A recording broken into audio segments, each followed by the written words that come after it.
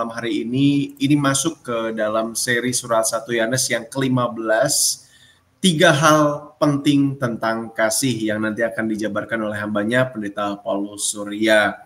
Kita bersama-sama belajar dan rekan-rekan kami terus berterima kasih untuk setiap dukungan yang sudah diberikan melalui doa kepada para tim dan juga speaker, dan juga jangan lupa untuk share sebanyak mungkin video-video pembelajaran dari Bara Digital Ministry. Follow media sosial di Bara, baik itu di Facebook, di Instagram, di TikTok, dan juga rekan-rekan bisa mengunduh secara gratis materi-materi melalui tulisan di website Bara Digital Ministry. Baik, sebelum kita akan belajar, kita minta pimpinan Tuhan dalam doa. Tuhan Yesus, terima kasih karena kasih-Mu yang melimpah di dalam kehidupan kami, mendorong kami, membawa kami, dan menaruh kerinduan untuk kami haus akan kebenaran. Dan hari ini kebenaran firman-Mu akan disampaikan, karena itu pimpin hamba-Mu Pendeta Paulus Surya, pimpin kami semua dan kuasai kami dalam kuat kuasa di dalam pengertian yang diberikan oleh Roh Kudus. Terima kasih, di dalam nama Yesus kami berdoa. Amin. Selamat malam Pak Paulus, saya persilakan Pak. Selamat malam Pak Febi dan para pemirsa sekalian. Saya akan dasarkan pembahasan pada malam hari ini 3 hal penting tentang kasih dari surat 1 Yohanes. Kita akan membaca 1 Yohanes pasal yang ke-4, ayat yang ke-7 sampai dengan ayat yang ke-12. Demikian firman Tuhan. Saudara-saudaraku yang kekasih, marilah kita saling mengasihi, sebab kasih itu berasal dari Allah. Dan setiap orang yang mengasihi lahir dari Allah dan mengenal Allah. Barang siapa tidak mengasihi, ia tidak mengenal Allah, sebab Allah adalah kasih. Dalam hal inilah kasih Allah dinyatakan di tengah-tengah kita, yaitu bahwa Allah telah mengutus anaknya yang tunggal ke dalam dunia, supaya kita hidup olehnya. Inilah kasih itu. Bukan kita yang telah mengasihi Allah, tetapi Allah yang telah mengasihi kita dan yang telah mengutus anaknya sebagai pendamaian bagi dosa-dosa kita. Saudara-saudaraku yang kekasih, jikalau Allah demikian mengasihi kita, maka haruslah kita juga saling mengasihi. Tidak ada seorang pun yang pernah melihat Allah. Jika kita saling mengasihi, Allah tetap di dalam kita dan kasih-Nya sempurna di dalam kita. Saling mengasihi 3 kali muncul di dalam bagian 1 Yohanes 4:7 sampai 12 ini. Di Amerika pernah ada seorang pria sekitar berumur 40 tahun lebih menikah dengan perempuan yang berumur sekitar 30 tahun. Sang pria cukup kaya raya, yang wanita ini ya sederhana, hidup dari keluarga sederhana. Setelah mereka menikah tidak berapa lama, rupanya sang pria, sang suami itu sakit. Tetapi sang istri itu dengan setia mendampingi, memelihara, ikut merawatnya. Sampai kurang lebih 1 tahun berjalan dalam sakitnya itu, di mana istri itu tetap setia mendampingi dan merawatnya. Setahun kemudian pria itu meninggal dunia. Wah, keluarganya dalam keadaan sedih. Sanak familinya itu berterima kasih kepada istri yang mendampingi dengan setia selama setahun itu. Tetapi dari pihak keluarga, ada satu orang yang cukup berpengaruh yang tidak mau berterima kasih kepada sang istri itu.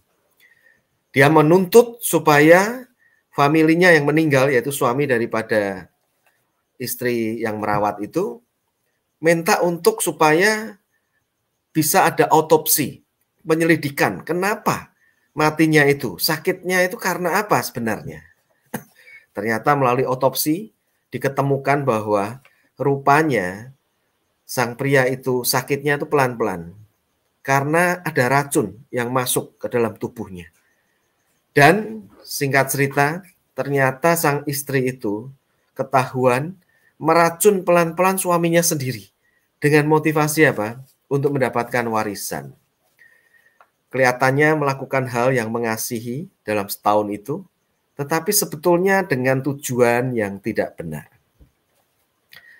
Di dalam kita melihat kehidupan saling mengasihi, itu bisa saja motivasi tujuan itu tidak benar. Oleh sebab itu di dalam Alkitab, itu dinyatakan dan ditegaskan supaya kita mengasihi itu bukan hanya dalam perbuatan perkataan, tetapi dalam kebenaran. Tujuannya benar, motivasinya benar. Nah, di dalam 1 Yohanes pasal yang keempat ayat 7 sampai 12 yang telah kita baca ini, kita bisa melihat 3 hal penting tentang kasih. Yang pertama, kasih yang benar itu adalah tanda bahwa kita telah lahir dari Allah, kita telah dilahir barukan. Kasih yang benar, tanda bahwa kita telah dilahir barukan atau lahir dari Allah. Mari kita melihat ayat 7 dan 8 lagi. Saudara-saudaraku yang kekasih, marilah kita saling mengasihi sebab kasih itu berasal dari Allah. Dan setiap orang yang mengasihi lahir dari Allah dan mengenal Allah. Barang siapa tidak mengasihi, ia tidak mengenal Allah. Sebab Allah adalah kasih. Jadi Allah adalah kasih. Itu menunjukkan bahwa natur Allah itu salah satu yang terpenting itu adalah kasih. Ini tidak bisa dibalik ya. Kasih adalah Allah, bukan. Kalau kasih adalah Allah, kita menyembah berhala nanti yang namanya kasih. Tapi Allah itu naturnya adalah kasih. Nah, di dalam kita itu melihat bahwa Allah itu adalah kasih, dan kalau kita lahir dari Allah, maka tandanya kita ini juga bisa mewujudkan kasih yang benar itu di dalam kehidupan kita. Jadi seorang mengkhotbah di Amerika dan penulis buku juga namanya Tony Evans, dia pernah menuliskan satu kalimat penting tentang kasih. Dia mengatakan, love, kasih itu, is the birthmark of the Christian. Jadi kasih itu adalah apa? Tanda lahir ya. Tanda lahir dari orang-orang Kristen yang lahir dari Allah. Ya, tanda lahir itu adalah seperti ini ya contohnya ya. Kalau secara fisikal, saya ini punya ini ya, tai lalat di sebelah kanan sini. Sedangkan kakak saya itu tai lalatnya mirip begini tapi di sebelah kiri. Ya, itu birthmark ya. Ya, ini bisa satu di kanan, satu di kiri sehingga orang tua kami tidak sampai salah ya. Nah, birthmark itu artinya itu ya, tanda lahir. Nah, kalau kita itu benar lahir daripada Allah, ini secara rohani ini ya, berarti kita itu bisa mewujudkan kasih yang benar di dalam kehidupan ini.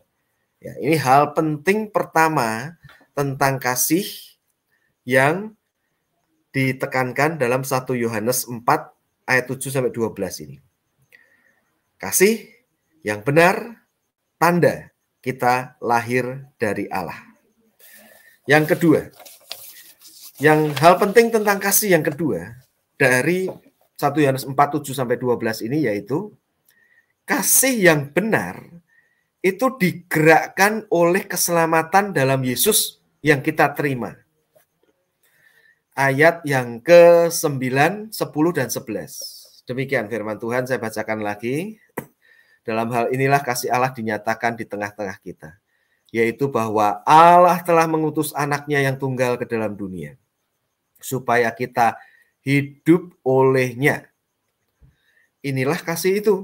Bukan kita yang telah mengasihi Allah, tetapi Allah yang telah mengasihi kita dan yang telah mengutus anaknya yang tunggal ke dalam dunia, supaya kita hidup, kita diselamatkan, kita punya hidup yang kekal olehnya. Ayat 11, saudara-saudaraku yang kukasihi, yang kekasih, jikalau Allah sedemikian mengasihi kita, maka haruslah kita saling mengasihi. Jadi saling mengasihi di sini ditekankan, dasarnya itu adalah kita dimotivasi karena Allah telah mengasihi kita, Allah telah menyelamatkan kita. Dan ini menjadi satu hal yang penting ya. Salah satu ayat favorit saya itu dari 1 Korintus 15 ayat 58 mengatakan, karena itu saudara-saudara berdirilah teguh, jangan goyah, dan giatlah selalu dalam pekerjaan Tuhan. Sebab kamu tahu dalam pekerjaan Tuhan jeripayamu tidak sia-sia. Giatlah selalu dalam pekerjaan Tuhan itu dimulai dengan karena itu. Nah, karena apa? Ayat 1 Korintus 15 ayat 57, 56-nya itu memberitahu karena Allah sudah mengalahkan maut di dalam Yesus Kristus. Kita ini mendapatkan keselamatan. Karena itu, layanilah Dia. Berdirilah teguh, jangan goyah, giat selalu dalam pekerjaan Tuhan. Jadi wujud kasih di dalam pelayanan itu harusnya digerakkan oleh karena karya Allah yang sudah menyelamatkan Anda dan saya. Seorang penulis buku namanya Edwin Lutzer itu pernah dia menggambarkan tentang anugerah Allah. Itu seperti ada 2 buku katanya. Buku yang pertama itu buku catatan kehidupan dan perbuatan Yesus Kristus. Jadi isinya itu baik-baik semua, sempurna. Tapi buku yang kedua adalah buku catatan kehidupan dan perbuatan kita, orang yang percaya kepada Yesus, yang isinya campur-campur banyak dosa di situ. Nah, dia kemudian membayangkan, Edwin Lutzer ini, apa yang dilakukan Allah. Yang dilakukan Allah adalah 2 buku ini, buku tentang Yesus Kristus, perbuatannya yang sempurna dengan orang percaya yang banyak dosa. Sampulnya itu ditukar. Jadi buku catatan tentang Yesus isinya dosa-dosa kita yang ditanggung oleh Yesus, sedangkan bukunya yang judulnya itu kita, isinya adalah perbuatan sempurna, sebetulnya perbuatannya Yesus. Nah, ini kemudian Edwin Lutzer mengatakan kita di dalam Kristus, kita itu menerima 2 anugerah yang luar biasa, bentuk kasih daripada Tuhan, yaitu dosa kita ditimpakan, diperhitungkan ke Yesus, dan yang kedua, kebenaran Yesus yang sempurna ditimpakan atau diperhitungkan kepada kita. Dengan pemahaman seperti ini, bukankah kita seharusnya menyatakan hidup kasih dalam perbuatan sehari-hari kita, baik dalam pelayanan, dalam rumah tangga, dalam kehidupan bergereja, kehidupan bermasyarakat, dan semuanya. Kasih yang kedua yang penting yang ditekankan di dalam 1 Yohanes 4 ayat 7-12, yaitu kasih yang benar digerakkan oleh keselamatan dalam Tuhan Yesus Kristus. Tadi yang pertama, kasih yang benar, tanda bahwa kita benar-benar lahir dari Allah. Yang kedua, kasih yang benar adalah kasih yang kita lakukan karena digerakkan oleh kasih Allah yang sudah menyelamatkan kita dalam Yesus Kristus. Hal penting ketiga tentang kasih, berdasarkan 1 Yohanes 4, 7-12 ini adalah kasih yang benar yang kita lakukan sesuai dengan kebenaran firman Tuhan membuat Allah, Yesus dikenal oleh orang-orang di sekitar kita. Ayat yang ke-12, di sini dikatakan 1 Yohanes 4 ayat 12. Tidak ada seorang pun yang pernah melihat Allah. Jika kita mengasihi, Allah tetap di dalam kita dan kasih-Nya sempurna di dalam kita. Tidak seorang pun pernah melihat Allah secara mata jasmani, ya. Tetapi Allah di dalam kasih-Nya telah menyatakan diri di dalam Tuhan Yesus Kristus.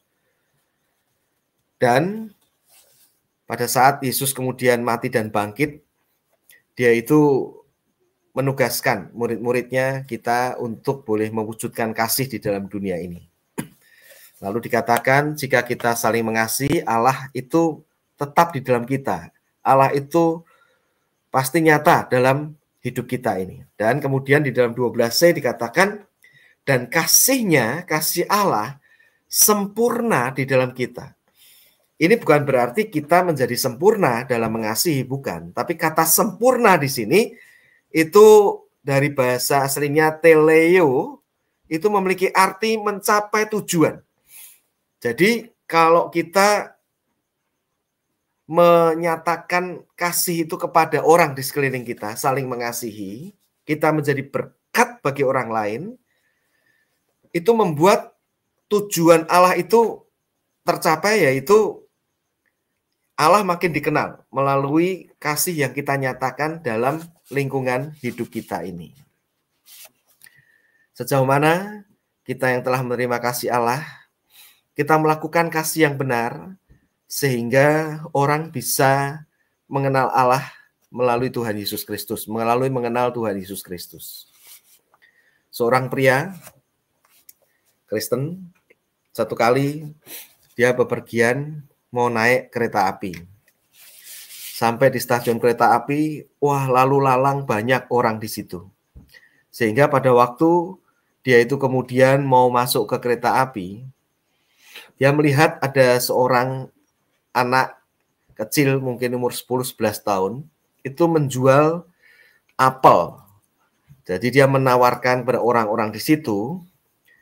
Nah, karena kereta itu ternyata sudah siap sebentar lagi mau berangkat, maka ada orang yang tergesa-gesa mau masuk ke kereta. Ada satu orang yang kemudian menyinggol anak yang membawa keranjang berisi apel, sehingga apelnya itu berjatuhan. Tapi orang yang menyinggol itu karena takut ketinggalan kereta, dia langsung pokoknya masuk ke kereta, ditinggalkan begitu saja. Pria tadi yang saya katakan pria Kristen itu, melihat kejadian itu, dia kemudian rela untuk sudah ditinggal kereta, nggak apa-apa, dia membantu anak itu memunguti apel-apel yang jatuh. Dia masukkan di keranjang anak itu satu persatu. Anak itu kemudian bisa sampai mengumpulkan semuanya, selesai karena dibantu pria itu. Tatkala semuanya sudah terkumpul, kemudian anak itu menatap pria itu dan berkata, "Pak, Bapak ini siapa? Apakah Bapak ini Yesus?" Oh, pria itu kaget. "Kok kamu bisa mengatakan saya Yesus?" "Iya, yang saya tahu Yesus itu baik sekali.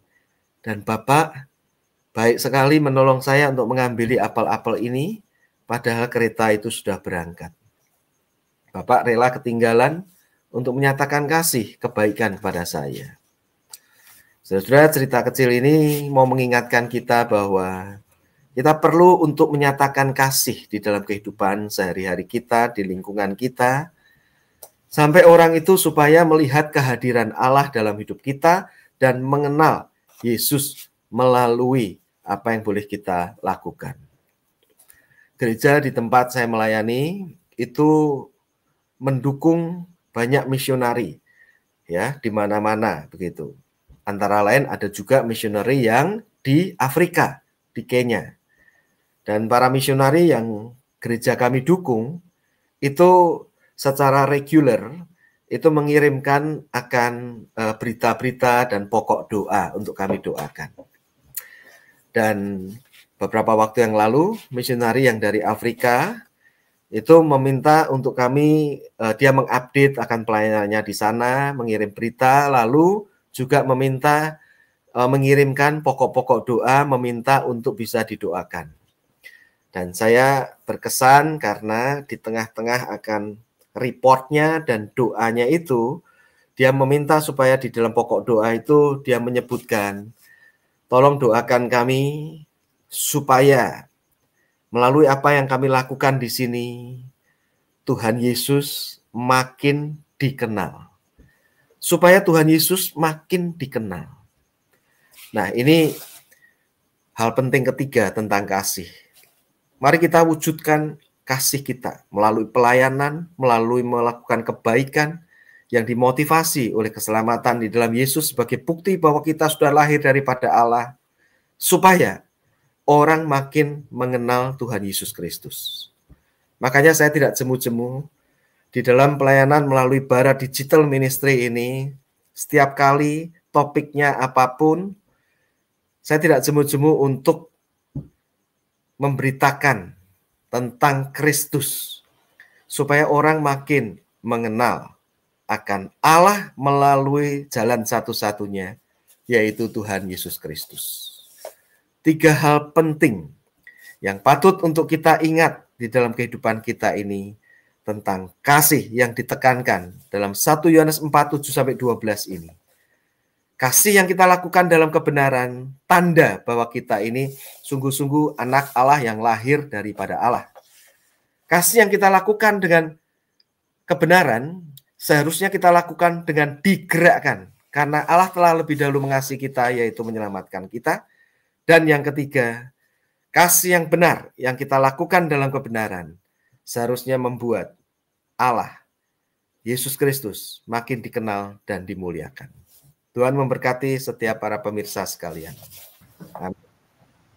Baik, terima kasih Pak Paulus untuk ketiga kebenaran tentang kasih yang hari ini jadi hal yang penting ya untuk kita pelajari dan renungkan bersama-sama. Ini terjadi seharusnya juga dalam kehidupan kita. Saya tertarik tadi Pak Paulus membahas tentang bagaimana kasih itu ya tanda lahirnya orang percaya. Jadi, nah tapi dengan demikian Pak, ini ada satu pertanyaan yang jadi menggelitik begitu ya Pak.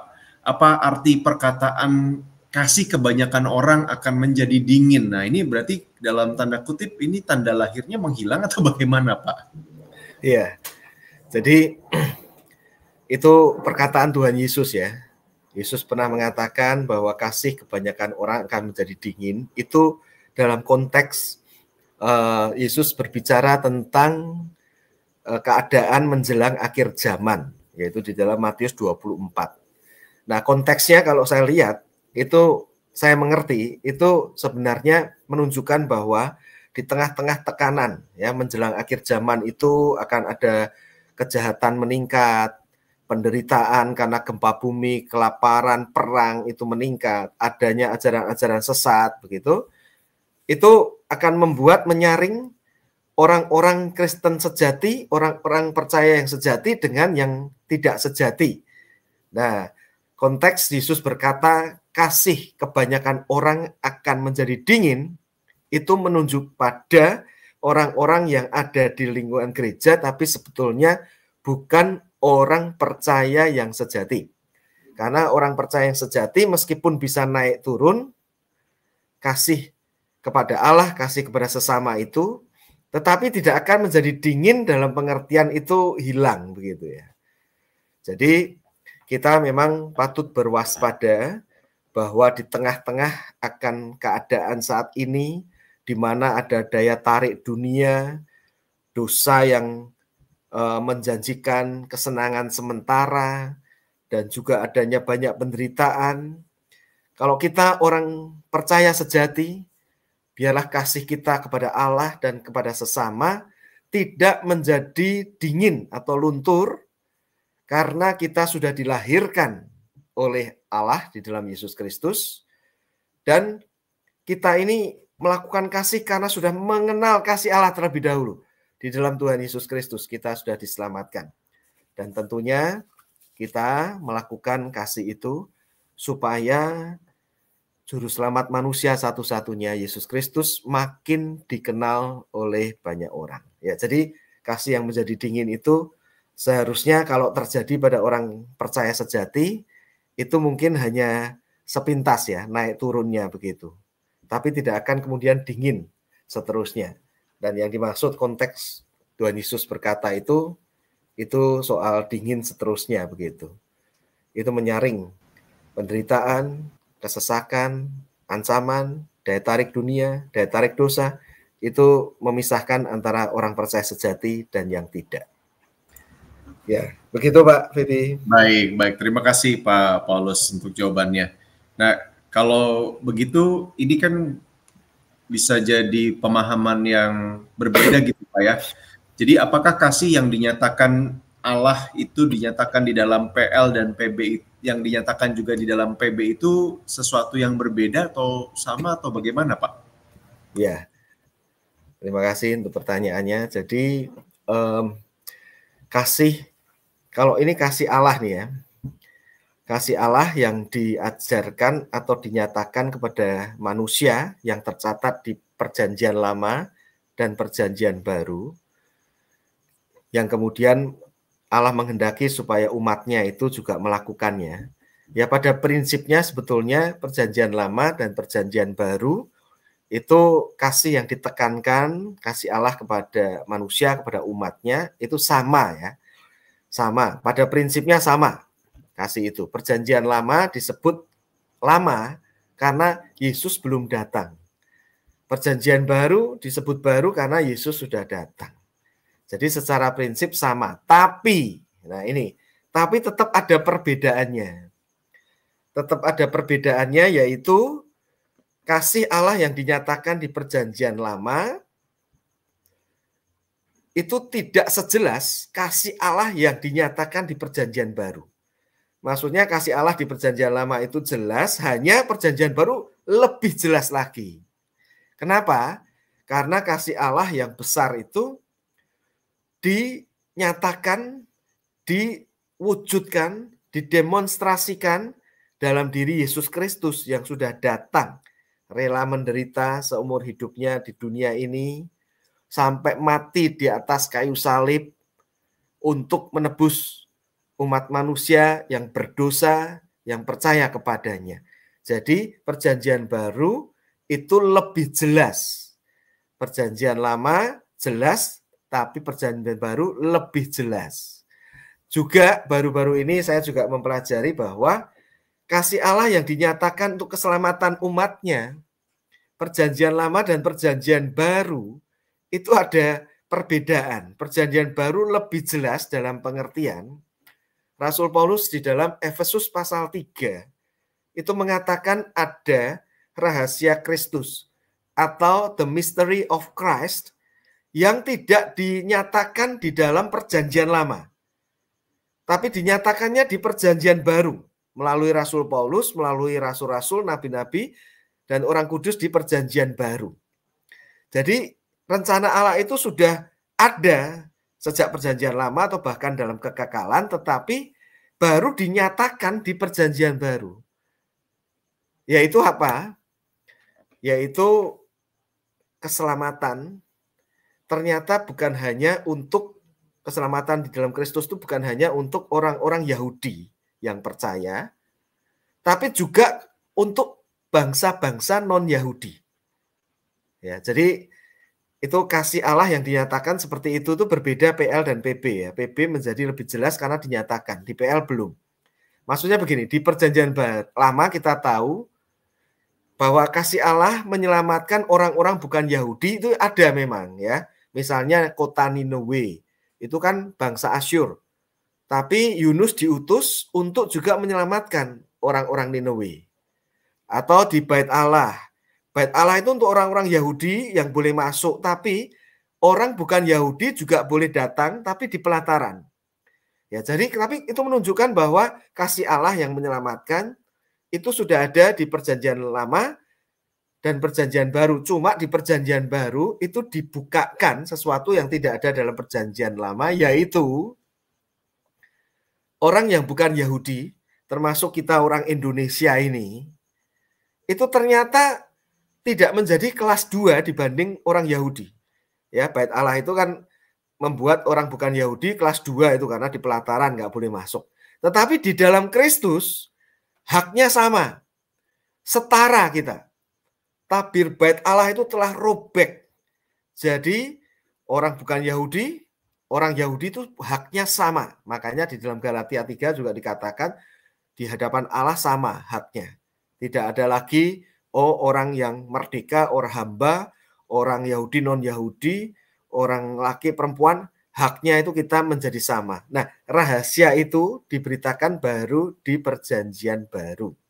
Ya, jadi dengan demikian kita tahu bahwa kasih Allah pada prinsipnya dinyatakan kepada manusia, kepada umatnya itu sama, hanya perwujudannya Perjanjian Baru lebih jelas.